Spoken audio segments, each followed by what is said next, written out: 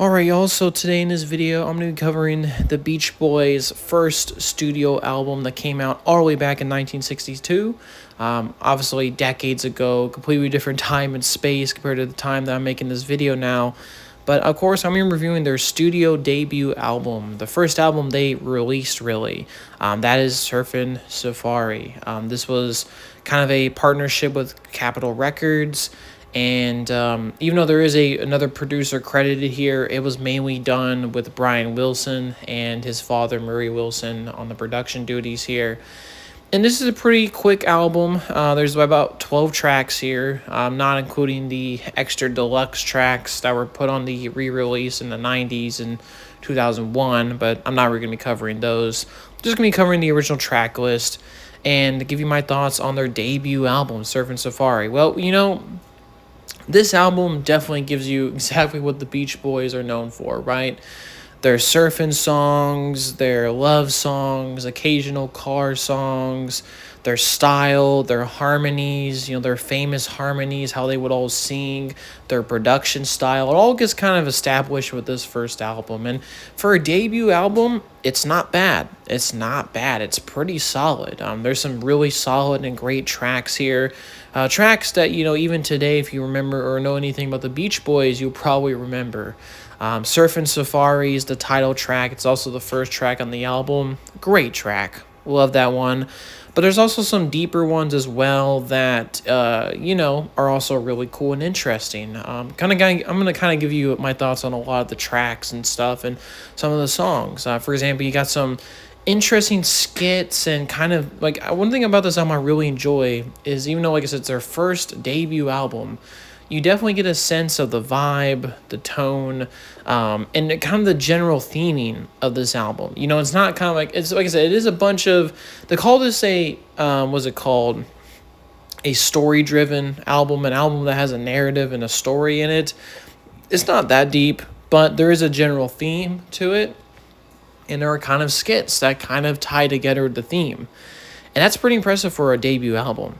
There's a song called County Fair, which is a kind of really interesting, weird little track. Apparently, Brian Wilson went to a county fair, hence the name, and was really much inspired by the atmosphere and created it. And it's a pretty interesting track in itself.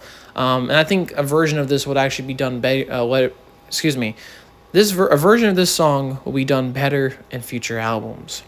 There's also some other interesting songs that I'm going to give you my thoughts on that are really some of my favorites. I like Chug-a-Lug.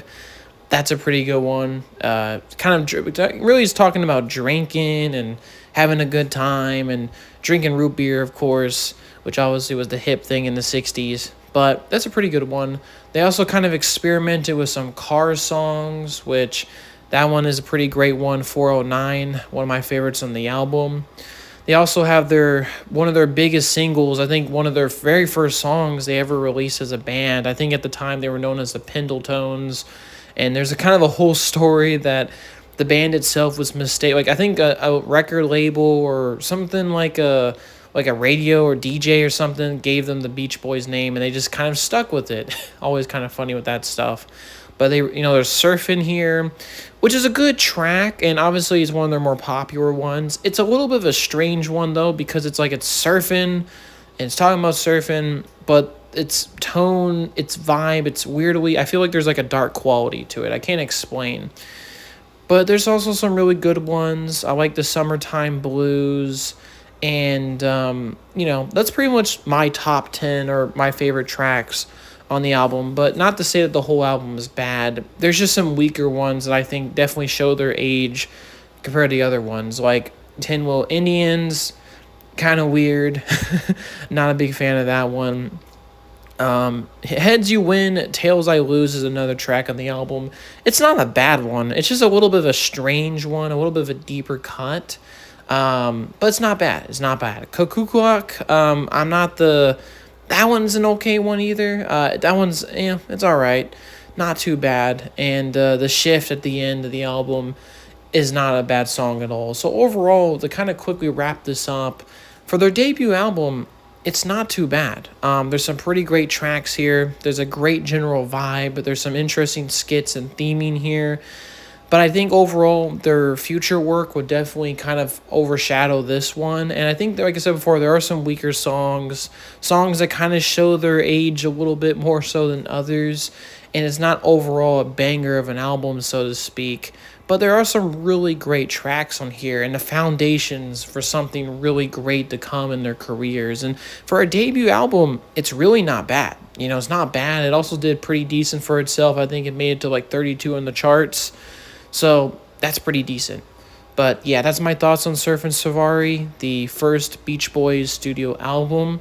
Definitely a lot more to come with this band. But yeah, my thoughts on this album. All right, hopefully you all have a good day. Peace, y'all.